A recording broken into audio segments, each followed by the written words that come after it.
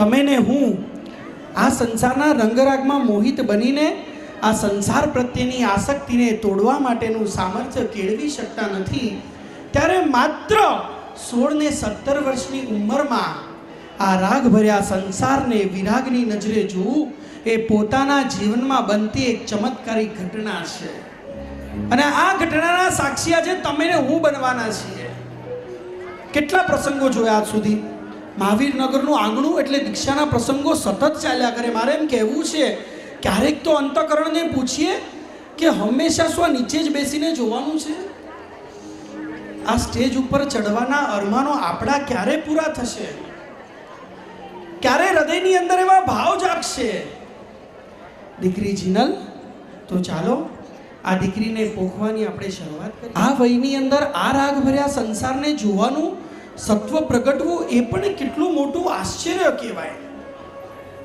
મારા ઘરે સંજયભાઈ પગલાં કરવા માટે પધાર્યા ને એ ગયા એટલે મારા શ્રાવિકા મને કહે છે કે કરોડપતિ ઘરના સાસરાના માંગાઓ જે દીકરીના ચરણોમાં આડોડતા હોય ને આવી દીકરીઓ આ રાજપાટ છોડીને જાય મારા પ્રભુ મહાવીરના શાસન સેવાય આવું ક્યાં જોવા માટે મળે રાજકુમારી જેવી તારી કાયા દીકરી શાને મૂકે છે તો અમારી માયા રાજકુમારી જેવી તારી કાયા દીકરી શાને મૂકે છે તું અમારી માયા તારે માથે રહેશે હંમેશા છાયા તારું શિર છત્ર બની રહો અભય શેખર સુરી રાયા તારું શિર છત્ર બની રહો અભય શેખર સુરી એમના મમ્મી અને પપ્પા કહેતા હતા કે જીનલબેનની વ્યાખ્યા એટલે જીજ્ઞાબેનને સંજયભાઈ આ બે જ એમના જીવનના વર્તુળમાં હંમેશા રહેતા કેવા હેત આ માત તાતના એ સૌ તણો સહવાસ છોડે છે વાલી નાની બેન સાથેની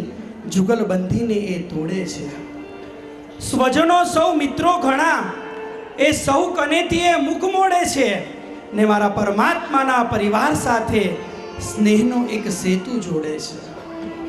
આરામ વિલાસ અને મોજ તણા સૌ સાધનોને એ તરછોડે છે ને કષ્ટો સાથે પ્રીત કરી એક નવો સંબંધ જોડે છે. જુઓ જુઓ આ દીકરીની ખુમારી આ ભર્યો ભાદર્યો સંસાર છોડે છે. જ્યાં પગ મૂકતા ભડવીર પણ ધ્રુજે, જ્યાં પગ મૂકતા ભડવીર પણ ધ્રુજે, તે પંથ ભણી સડસડાટ દોડે છે, તે પંથ ભણી સડસડાટ દોડે. એકવાર તો તમે પણ મનમાં અરમાન કર્યા હશે ને ક્યારેક તો, કે આ મોટી થશે, એને પરણાવશું, સરસ જમાઈને લઈને આવશું, પોખણા અમે પોખશું. પણ એક વાત કહું, તમારી આ દીકરી કોઈ સામાન્ય નરને નહીં પણ પેલા સંયમ કુમારને વરવા માટે પ્રસ્થાન કરે છે. કોઈ ઘરની લક્ષ્મી નહીં પણ સાક્ષાત મહાલક્ષ્મી બનવા માટે આવતીકાલે સવારે પ્રસ્થાન કરવાની છે. કેટલું સરસ એક આયોજન કર્યું છે. હંસના દેવ વિમાનની અંદર દેવલોકમાં એમને બેસાડ્યા છે. હંસની ખાસિયત છે, વિશેષતા છે, હંસ પાણીમાં ચાલી શકે, તરી શકે, આકાશમાં ઉડી શકે, જમીન પર ચાલી શકે. પેલો માનસરોવરનો હંસ હોય ને એ તો વધીને મોતીનો ચારો ચરે. અમારા જીનલબેન એ અધ્યાત્મના સરોવરનો એવો હંસ છે જે રત્નત્રયનો ચારો ચરવા માટે આવતીકાલે પ્રસ્થાન કરવાના છે. લગ્ન થાય ને એટલે કન્યાના કાનમાં 4 બહેનો ફૂંક મારે. કહેવા માટે આવે, શું કે જરા જોરથી બોલો ને. મારા પણ થયા હતા પણ મને કીધું નહોતું. શું? અખંડ સૌભાગ્યવતી. કેટલું ખોટું બોલે ને. આજ સુધી કોઈનું સૌભાગ્ય ક્યારે અખંડ રહ્યું છે ખરું? આ દીકરી આ નાશવંત સૌભાગ્યને છોડીને અખંડ અને શાશ્વત સૌભાગ્યને વરવા માટે આવતીકાલે પ્રસ્થાન કરવાની છે. એમના પિતા કહી રહ્યા છે, વરને નહીં જીનવરને સોંપીએ છીએ, કોકને નહીં જગતના ધણીને સોંપું છું. દુનિયા ભલે કે દીકરી પારકી થાપણ કહેવાય, અમે તો પ્રભુની થાપણ પ્રભુને ઘેર સોંપીએ છીએ. અમે તો પ્રભુની થાપણ પ્રભુને ઘેર સોંપીએ છીએ. તમારા પપ્પા તમારી માટે 500, 1000 કે 2000ના વેશ કપડાં લાવતા ને તો તમે બહુ સાચવીને રાખતા. આ ફંક્શનમાં પહેરીશ, પેલું જીન્સ આ ફંક્શનમાં પહેરીશ. મારે એમ કહેવું છે કે દીકરી, આવતીકાલે જે વેશ તને પહેરવા માટે મળવાનો છે ને, તારા પપ્પા આખો તમારો સંસાર વેચીને તમારે માટે એ વેશ લઈને આવ્યા છે. એ વેશની આબરૂને દીકરી તું જાળવીને રાખજે, બરાબર ને? તમે જાણો છો, ભલભલા માધાનતાઓ, ક્રૂડાધિપતિઓ, બુદ્ધિના બેતાદ બાદશાહો તમારા ચરણોમાં સાક્ષાત પંચાંગ પ્રણિપાત પ્રણામ કરે છે. એની પાછળનું કારણ શું છે તમે જાણો છો? રોજ આ બહેનો ભીની આંખે તમને વિનંતી કરવા માટે આવે, અને જે દિવસે તમારા પગલાં એમના ઘરે થાય, આખો દિવસ રાજીની રેડ થઈને ઘરમાં ગાયા કરે, આજે અમને સુપાત્રદાનનો લાભ મળ્યો. આની પાછળનું કારણ શું છે? યાચકનો હટ કરીને તિરસ્કાર કરનારા ગૃહસ્થો વારે શ્રવણ ભગવાનને વિનંતી કરીને પધારો અમારા આંગણા પાવન કરો. આટલી બધી એ હૃદયની દાન, સુપાત્ર દાન કરવાની ભાવનાનું કારણ શું છે તમે જાણો છો? અહીંની વાત તો જવા દો, આગળના ગામડાઓની અંદર જાઓ, ક્યાંક વસઈ કે વિરારની અંદર જાઓ, પોતાના દીકરાને દૂધથી વંચિત રાખનારા ગૃહસ્થો તમારા ટોકસાને તરપણીઓ કેસરિયા દૂધથી છલોછલ ભરી દે છે. એની પાછળનું દીકરી કારણ શું છે? આવો જ એક પ્રસંગ રચાયો હતો આજથી 7-8-10 વર્ષ પૂર્વે, લગભગ મને દિવસ યાદ નથી, જે વખતે એમનું પણ નામ જીનલબેન. આવો જ એક માનવ મહેરામણ, અને બીજા દિવસે સવારે આચાર્ય ભગવંતના હાથે રજોહણ લેતા એ દીકરી જે નાચી છે, જે કર્મોના ભૂકા બોલાવ્યા છે, સ્ટેજ તો એમને એમ રહ્યું, પણ મોહરાજાની છાતીના પાટિયા એ વખતે બેસી ગયા. સાધ્વીજી શ્રી જૈના નિધિશ્રીજી એક એમની દીક્ષા જોઈ, અને આ જીનલબેનના અંતરની અંદર પણ એ વખતે દીક્ષા લેવાના બીજ રોપાણ. મારે પણ આ શ્રમણી ભગવંતની જેમ પ્રભુના માર્ગે પ્રયાણ કરવું છે. આટલો માનવ મહેરામણ માત્ર ને માત્ર તમને અંતઃકરણની શુભેચ્છા આપવા માટે આવ્યો છે.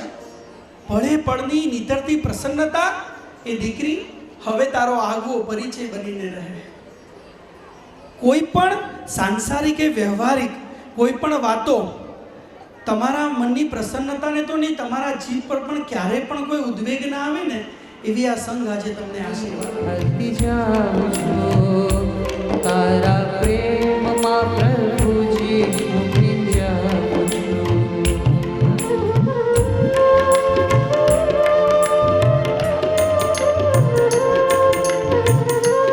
કારણ કે હરેક ફ્લેટમાં એક અંતરના ભાવ છે. અમારી પોતાની દીકરી દીક્ષા લેવા માટે જઈ રહી છે.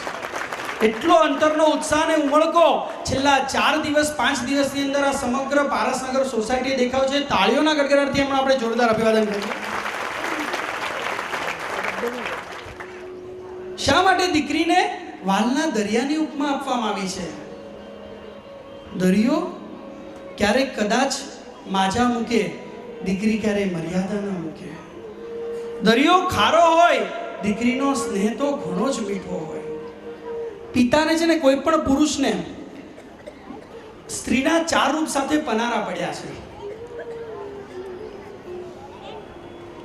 દીકરા બનીને માને સમજવામાં થાપ ખાઈ જઈએ છીએ. કદાચ આખા દિવસમાં 5 મિનિટ પણ બેસવાનો એની પાસે સમય નથી હોતો. ભાઈ બનીને બેનની પાસે વર્ષમાં એક જ દિવસ હાજર રહીએ છીએ. પતિ બનીને લગ્નની 25મી એનિવર્સરી પણ પત્ની વિશેના 4 સવાલ પૂછે તો જવાબ આવડતા નથી અને સમજી શકતા નથી. પણ આ જ પતિ, આ જ ભાઈ અને આ જ દીકરો એક દીકરીનો બાપ બને ને, એને ખોળામાં લઈને ખભામાં બેસાડીને આખો ભવ ફર્યા કરે છે. ઘણા પિતાનો અનુભવ હશે. અહીંથી જાય, સાંજે થાક્યા પાક્યા ઘરે આવ્યા હોય, શેર બજારનો ઇન્ડેક્સ આજે એવો તૂટ્યો છે, ઘરવાળાને એમ થાય હવે અમને બતાવવા જેવા નથી. અને એ સમયે તમારી નાનકડી 6, 7, 8, 10 વર્ષની દીકરી એના પગના ઝાંઝરના અવાજ કરતી કરતી આવે, પપ્પા કેમ છો? અને આ પપ્પાને એમ થાય મારો તો આખા દિવસનો થાક દીકરી તે ઉતારી દીધો. આ દીકરીને દેહલી દીપ ન્યાય કહેવામાં આવે છે. એટલે ઉંબરા પરનો દીવડો જે બાર ઓરડાને પણ અજવાળે અને ઓસરીને પણ અજવાળે, પણ એ ઓસરીનો પણ નથી ને ઓરડાપણનો પણ નથી. ક્યારેક દીકરી ઘરમાં હોય ને કંઈક વાત ચાલે એમ કહેવામાં આવે કે તું તો પારકા ઘરે જવાની છે, અને એ જ દીકરી જ્યારે સાસરે જાય ત્યારે લોકો વાતચીત કરે, ભાઈ બહુથી દૂર વાત રાખજો નહીં તો એના પિયર જશે. નથી ઓરડાની, નથી ઓસરીની. પિતાનું ખોરડું અજવાળે અને બાપના ઓસરીને અજવાળે, પણ મારે એમ કહેવું છે કે પતિના ખોરડા અને પિતાની ઓસરીને છોડીને આ દીકરી ધન્યવાદને પાત્ર છે, જે મારા મહાવીરના બંગલાને અજવાળવા માટે આવતીકાલે પ્રસ્થાન કરવાની છે. સંજીવભાઈ જે કહેતા હતા, 10 વર્ષ પહેલા દીકરાનો વિરહ થયો, પણ અમને મમ્મીને પપ્પાને સહેજ પણ લાગ્યું નથી. જિજ્ઞાબેન, એના 2 કારણ તમે મને કીધેલા. પહેલું કે સંયુક્ત અમારો પરિવાર જેણે મને સાચવીને રાખી, અને બીજું મારું સંપૂર્ણ જાણે કે એક જીવન એટલે મારી દીકરી જીનલ સતત અને હર પળ અમારી સાથે ને સાથે 6 વર્ષની એ નાનકડી દીકરી પપ્પાને રડવા ન દે. ચાલો પપ્પા આપણે ગાર્ડનમાં જવાનું છે, પપ્પા આપણે આ કરવાનું છે. આ જીનલ જેના વાળ ઓળવા હોય, જે 6 વર્ષની દીકરીને નવડાવવી હોય, જેને સ્કૂલમાં મોકલવી હોય, જેને ભણાવવી હોય, આ તમામે તમામ કાર્યો માત્ર એક જ જણ કરે, અને એ છે એના પપ્પા સંજયભાઈ. કેવા કેવા પ્રસંગો બને. તમને યાદ છે તમે 28 કરી હતી નાની બહેનની અંદર, અને એ 28ના 8 દિવસ સુધી તમારા પપ્પા ઓફિસે નથી ગયા. કારણ જીનલને બસ એક પપ્પા તમે બાજુમાં જુઓ. તમે 2 વાગે સુવો ને એટલે સંજયભાઈ નીકળે ઓફિસ જવા માટે, ને 4 વાગે તમે ઉઠો એ પહેલાં તો 1.5 કલાકમાં પાછા આવી જાય. કારણ કે આ મારી દીકરી. હંમેશા એક એવું હોય છે હંમેશા દીકરીના જીવનમાં કે માતા પિતા એનો લાલન પાછળ ઉછેર કરે, પણ આ પિતા અને મમ્મી ગર્વ સાથે કહે છે કે અમારા સંકટના સમયની અંદર અમારી મનોવ્યથાને જો અમે ડિપ્રેશન તરફ ન ગયા હોય ને અમારી એ મનોવ્યથા મંથન સુધી પહોંચી હોય તો માત્ર ને માત્ર આ દીકરી જીનલના સહયોગ અને એના સ્નેહ, પ્રેમ અને વાત્સલ્યના કારણે આ થયું છે. દીકરી એટલે ચંદનાનો અવતાર, દીકરી એટલે મહિનાનો સંગાત. પરિવારના સ્વજનો ભેગા મળીને 99 કરવા માટે ગયા. બાકી બધાની વિકેટ ડાઉન થઈ ગઈ. અમે ઘર જઈએ છીએ, પ્રાઇવેટ રસોડું રાખ્યું હતું. અને એ વખતે આ નાનકડી જીનલ એકાદ કોક સંગાત અને ના મમ્મી અને પપ્પા હું માત્ર 99 પૂરું કરીને આવવાની છું, હું અહીંયા જ રહેવાની છું, હું 99 કરવાની છું. અને એ વખતે તમે સવારે 4:30 વાગે તમારા પપ્પા સૌથી પહેલો ફોન કરે, જય ગિરિરાજ, અને તમે ઉઠીને તળેટી તરફ પ્રયાણ કરતા. અને 12 વાગે, 1 વાગે, 2 વાગે, 2:30 વાગે જે વખતે તમે પાછા ફરો અને ફોન કરો જય ગિરિરાજ, એ જ વખતે તમારા મમ્મી ને પપ્પા હાથ નીચે મૂકીને પચકાણ પાડતા હતા. એ 1 મહિનો, 1.25 મહિનો જ્યાં સુધી દીકરી નીચે નથી આવી ને ત્યાં સુધી એમણે મોઢામાં પાણી નથી નાખ્યું. જીનલ એકલી છે ત્યાં આગળ. ઉત્તંગમાં પડેલા પેલા પુષ્પની મહેક જ્યારે ચારે બાજુ પ્રસરી જાય છે ત્યારે એનો યશ એના માળીને ફાળે જાય છે. પોતાનામાં મસ્ત મજેનું ઠંડુ પાણી કરીને પેલા તરસ્યાની તૃષાને તૃપાવનાર પેલા ઘડાની શીતળતાનો યશ એના કુંભારના ફાળે જાય છે. સાવ અણઘડ અને કાળમીન એવા પથ્થરને લાખો લોકોને પૂજ્ય એવું પ્રતિમાનું રૂપ આપવાનો યશ એના શિલ્પીને ફાળે જાય છે. તો મારે એમ કહેવું છે, જીનલબેનના કોઈ શિલ્પી હોય, કોઈ માળી હોય તો છે માત્ર ને માત્ર એમના મમ્મી જીજ્ઞાબેન અને પિતા સંજયભાઈ. માત પિતાનો મહિમા મોટો, જગમાં જડે ન એનો જોટો. વર્ધમાન તારે ખોળે બેઠો, રમવા થઈને આવ્યો બેઠો. દુઃખ સહેવું ને સુખ વહેંચવું એ જ જેનું કામ છે, ને નામકરણની વિધિ વિના પણ માતા જેનું નામ છે. રસ્તામાંથી જતા હોય એક નાનકડી ઠેસ વાગે એટલે મુખમાંથી શું નીકળે? ઓ માં.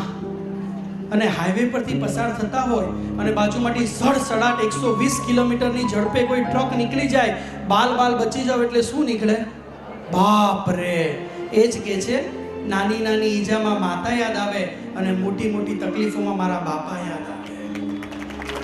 જે આપે હંમેશા શાતાના થાપા એ છે અમારા બાપા. 15th November 1999. કેવી એ ધન્ય ઘડી હશે ને, જે વખતે સમાચાર તમને મળ્યા હશે કે તારે ઘેર લક્ષ્મીજી પધાર્યા છે, દીકરીએ જન્મ લીધો છે. હાથમાં એ નાનકડી